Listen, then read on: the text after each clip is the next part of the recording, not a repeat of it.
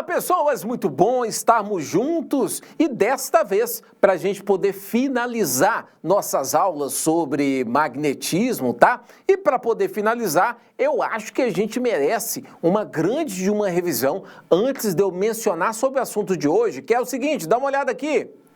A ideia, então, é falarmos sobre uma aplicação importante do eletromagnetismo, dos transformadores, não é? Então, eis aqui a sua revisão pocket, tá? Mencionei para vocês, não é?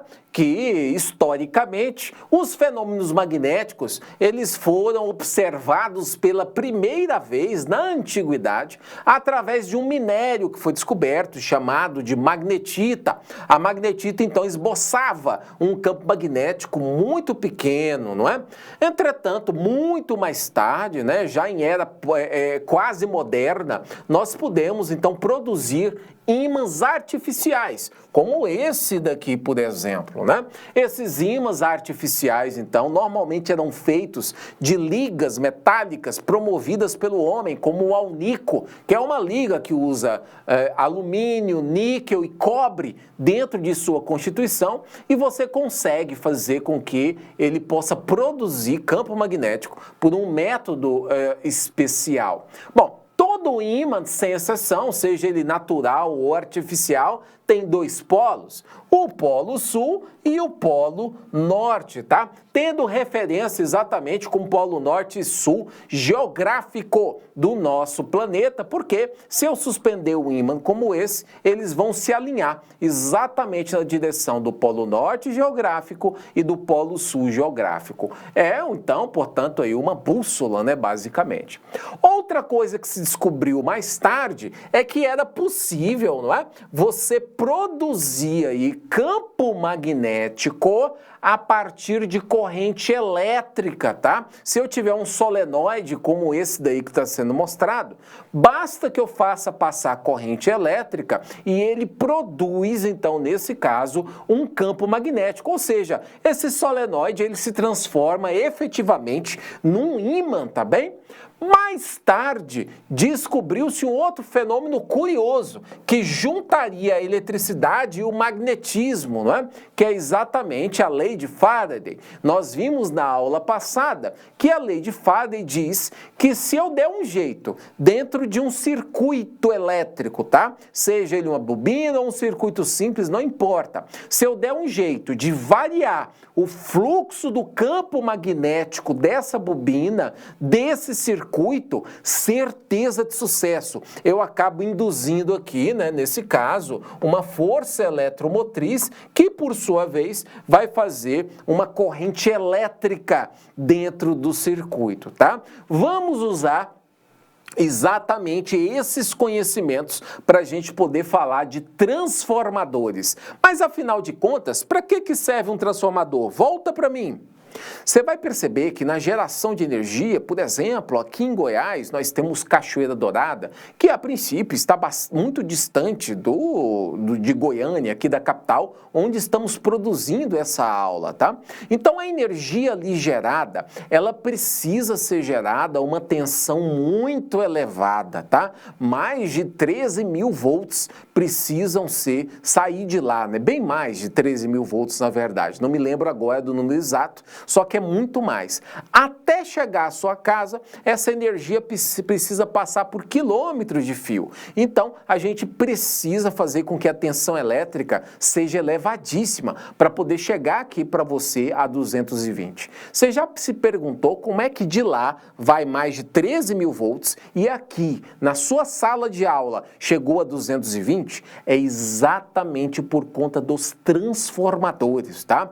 Uma das principais funções de um transformador é fazer, por exemplo, aí, essa mudança de tensão elétrica. Uma tensão elevada, tornar ela baixa, ou a tensão que é baixa, tornar ela elevada. Como é que ele faz isso? Dá uma olhada aqui no quadro.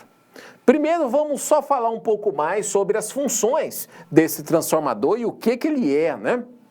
Bom, ele no fundo, é um dispositivo, né, que usa corrente alternada, essa corrente que a gente usa para poder, por exemplo, fazer funcionar a sua TV, que você está assistindo esse programa aí, é uma corrente alternada, essa que está na tomada. E, obviamente, para poder fazer funcionar, ele usa os princípios da lei de Faraday. Por isso que eu expliquei para você na aula passada a respeito da lei de Faraday.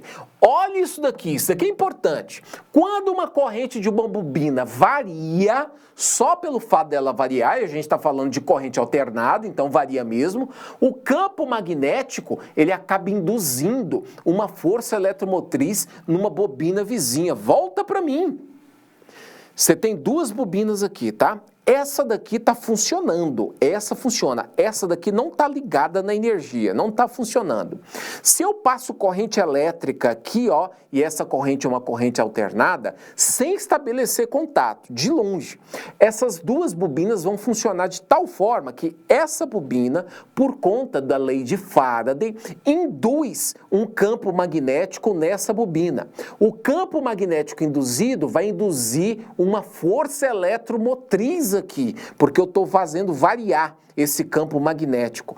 Essa bobina, mesmo não estando ligada à energia, passa a correr corrente elétrica por ela, simplesmente porque essa bobina aqui está funcionando, tá? Então, essa induz corrente elétrica naquela. Isso daí vai ser exatamente o princípio de funcionamento de qualquer transformador. Veja você, olha aqui comigo na tela. Muito bem. Então, o circuito não tão ligado fisicamente, isso é importante, né, a gente frisar, porque você vai achar que simplesmente está ligado um no outro, e é óbvio que vai ter corrente elétrica. E os circuitos são indutivamente acoplados, tá? Você vai entender o que é ser indutivamente acoplado já já, tá? Então, o que seriam os elementos que sempre vão constituir qualquer transformador que você vai ver ou fabricar, né? Ele tem primeiro um núcleo fechado, né, sobre si mesmo, esse daqui, essa peça, tá? Sobre si mesmo, formado por lâminas de ferro doce, no qual há um enrolamento primário, esse daqui é o enrolamento primário, ó, essa bobina aqui é o enrolamento primário, e outro secundário. Perceba que, como está mostrado aqui, não há um contato físico entre as bobinas primária e secundária, tá?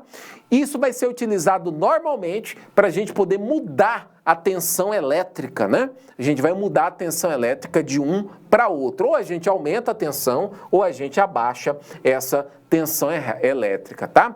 Por que eu tenho o primário e o secundário, né? O enrolamento que está ligado à fonte de tensão, ou seja, está passando ali corrente alternada, né? Ele é denominado de primário. Tá? Ele está ligado simplesmente ali a uma fonte de tensão, né? Porque ele recebe energia de uma fonte externa. O enrolamento que está ligado à carga, que é quem vai receber essa energia. A carga é aquele equipamento, né, que vai receber energia, né? Que entrega energia, nesse caso, esse daí é o secundário. Na foto anterior está muito claro. Esse daqui está ligado a uma bateria, né, de corrente alternada, nesse caso, ou seja, eu estou tendo uma tensão alternada aqui, e aqui está ligado ao equipamento, né, para poder receber essa força eletromotriz induzida que vai aparecer aí, né? O enrolamento, ele pode ser primário ou pode ser secundário, você pode mudar, né? Depende simplesmente se um está ligado à carga e o outro está ligado à fonte, tá? Eu estou te mostrando aí um transformador, ele ele cortado, né? Ele está aberto aí para você poder ver. De cá você tem o primário e de lá você tem o secundário, como está sendo mostrado. E ele está envolvido aí por esse núcleo aí de ferro doce. É assim que você faz, né? Quais são as aplicações de transformadores como esse, então? Primeiro, como eu disse para você, adequar os níveis de tensão em sistema de geração, de transmissão e distribuição de energia elétrica, tá? Para poder chegar aquela energia de Cachoeira Dourada até aqui, a sua sala, essa energia teve que passar por vários transformadores, tá? Alguns que são elevadores de tensão, outros que são abaixadores de tensão, tá? O último transformador, para poder chegar na sua sala ou na sua casa, é um abaixador de tensão, né?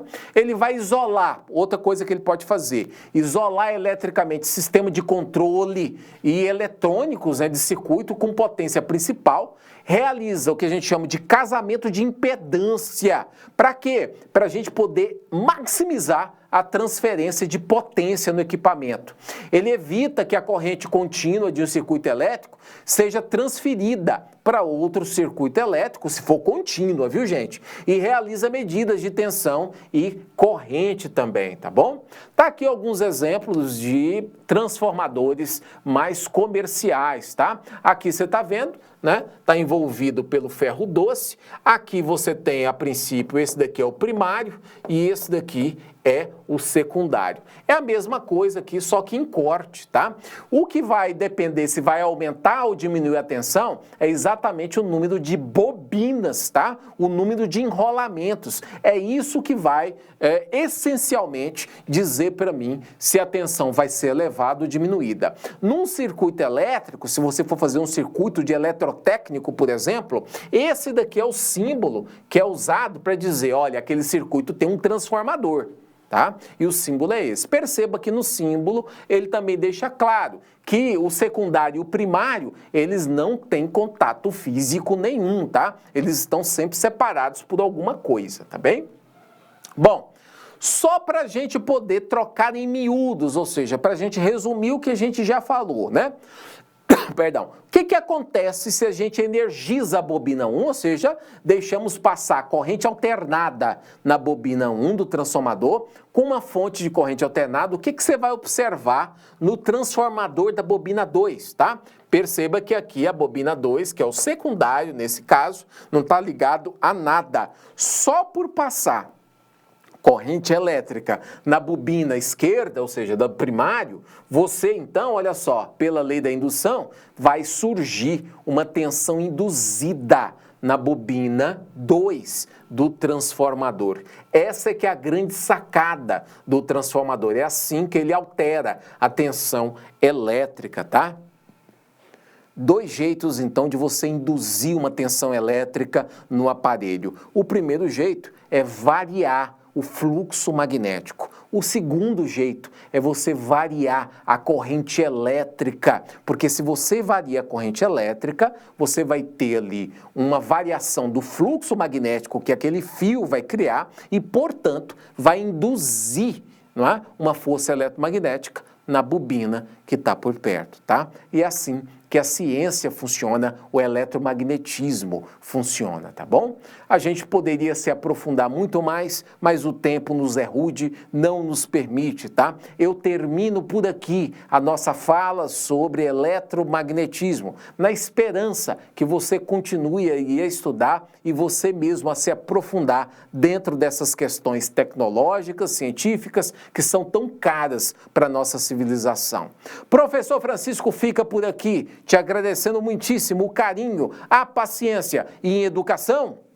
Tamo junto. Um abraço, até logo. Tchau, tchau.